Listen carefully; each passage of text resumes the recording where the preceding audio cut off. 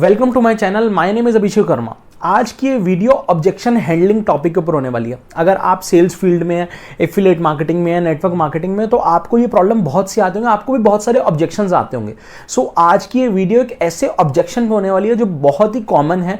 Sir हमारे पास पैसे नहीं है। आपके पास लीड तो है, बट वो लीड बोलती है सर हमें काम तो करना है, हमें बिजनेस तो स्टार्ट करना है, बट हमारे पास पैसे नहीं है। सो इस ऑब्जेक्शन को किस तरीके से हैंडल किया जाए, आज की इस वीडियो में मैं आपको इस ऑब्जेक्शन को 3 लेवल्स पे हैंडल करना सिखाऊंगा। मतलब 3 लेवल्स पे इन द सेंस कैसे होता है। पहला लेवल वो होगा जो बहुत ही मतलब जहां से 50-60 ऑब्जेक्शंस आपका वहीं से क्लियर हो जाएंगे, 50-60% ऑब्जेक्शन क्लियर हो जाएगा। सेकंड लेवल कई बार बहुत बंदे ढीठ होते हैं, नहीं समझते हैं, तो उनसे किस तरीके से उनको किस तरीके से हैंडल करना है। एंड थर्ड आएगा जो बिल्कुल ही मॉडरेट, मतलब इसके अगर आपने ये तीनों लेवल्स यूज कर लिए किसी पर्सन के साथ और अगर फिर भी वो बोल रहा है कि उसको पैसे नहीं है, आपको ऑब्जेक्शन आ रहा है, इसका मतलब आपको एक नेक्स्ट लीड पे मूव ऑन करना चाहिए।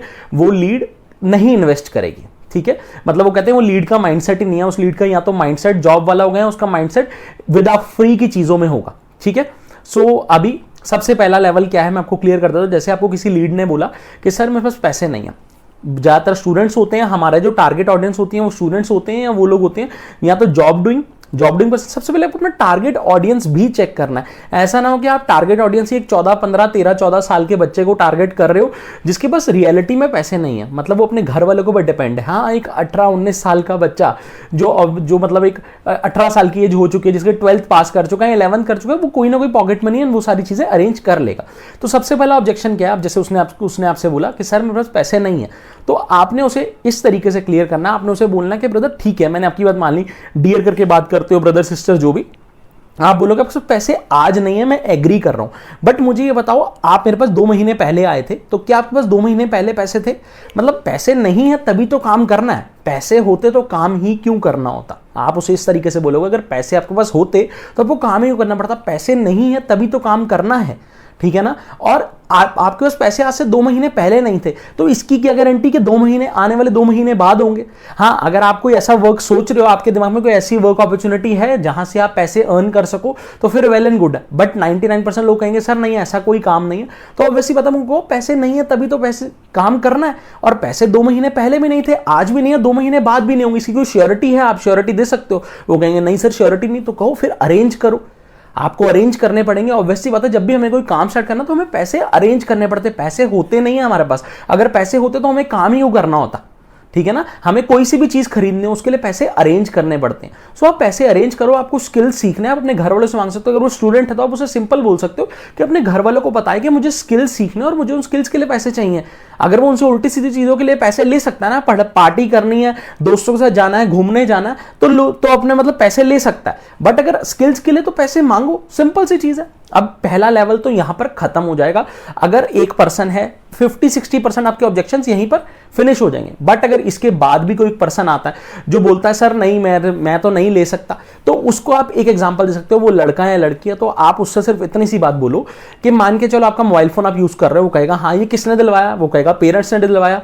तो कहो अगर ये मोबाइल फोन की आज स्क्रीन टूट जाए, भगवान ना करे मोबाइल फोन की आज स्क्रीन टूट जाए, तो क्या करोगे, ठीक है। अब वो बोलेगा सर, उससे ये बात बोलो स्क्रीन टूट जाएगी और स्क्रीन टूटने के बाद अपने घर वालों से कम 5,000 रुपए की स्क्रीन डलेगी, तो 5,000 रुपए कितनी जल्दी लोगे ये मुझे बताओ। अब ये ऑब्जेक्शन किसके लिए, जब वो बोले कि सर मेरे घर वाले मुझे पैसे नहीं देंगे, तो उसे बोलो अगर मोबाइल की स्क्रीन टूट जाए तो घर वालों से पैसे कैसे निकलवाओगे ये बताओ।